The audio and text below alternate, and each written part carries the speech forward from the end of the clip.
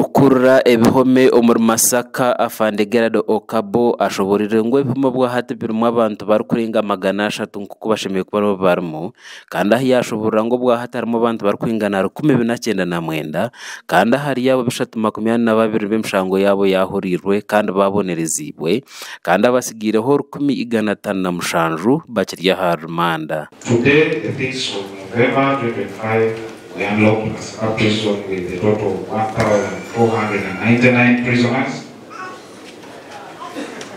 342 of whom are convicts, and 1,157 being remand prisoners.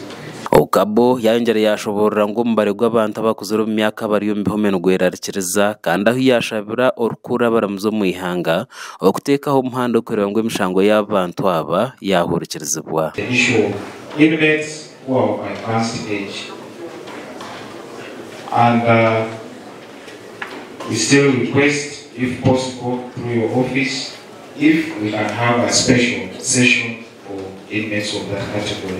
Brian Karenachi orikwera ori muhabi wa government mu Greater Masaka nawe yagira ngo harokwera rekera ahari y'abantu bino buzubu ahabongo kandi nho umuramuzi Victoria na kintu yamuhamiza ngo byonane bizakorwaho. We have some inmates here who are charged, committed, other not committed, but when we are reviewing their files we find they have a mental problem.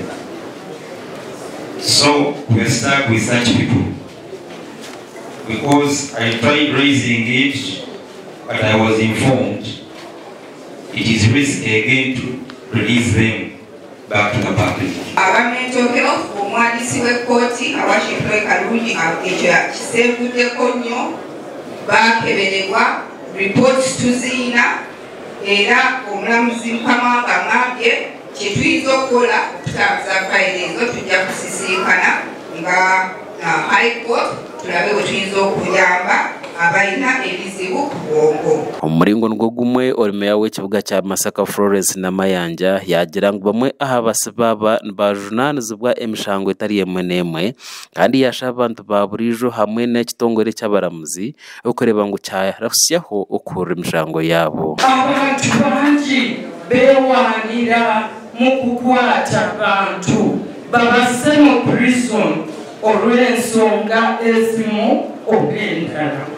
Essuubi lye tulina liri mu ssiga eddamuzi era kyetusaka tusinga essiga eddamuzi likola mu bwangu oboolyawo mmwe abali wano mwalibadde temuliriwo.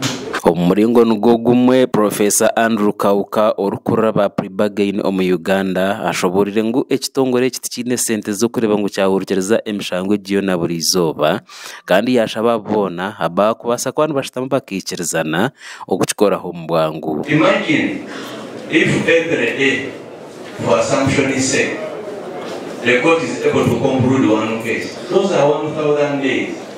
When will those cases be completed? Even if the court concludes 2 cases per day, those are too many days. The cost of concluding a criminal trial is 1 million shillings. It's now 1 point. For an out of stations about 1.3 million shillings. Omuramuzi Victoria na kintu yashobora ngo bwa hati amana batandikire gata habasibo kuri emishango yabo na munonga abo abahereze biro igana omukihome. Waliwo abantu ababeranga baze wano enako esuka 18 ngate bawulizibwa ngate tebasindika mu kkooti enkulu misango gyabwe kuwulizibwa nga baklokizera mandatory bail period. Abo nabo nyabo tubadde tubakola ennaku zino applications eza mandatory bail mbadde mu committee etujja kubawa mandatory bail. Emishango eri kwinganigana niyo kuza kuruzibwa ombero bina omuri Masaka kandi orukurura abaramuzi owakanya bwanya Justice Jane Akuo Kajuga hashabira abasibe bibona kureba ngo bikirize emishango yabo yibakozire obundi bakatunga oburinganiza.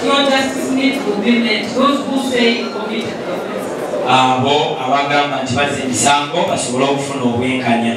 Also those who did not commit, who believe they are innocent, session will be coming. era n'abo bagamba nti bazza misango nammwe obwenkanya bujja kuba bufunibwa. Gasha kwa Bashir Karema habwa Tayari West.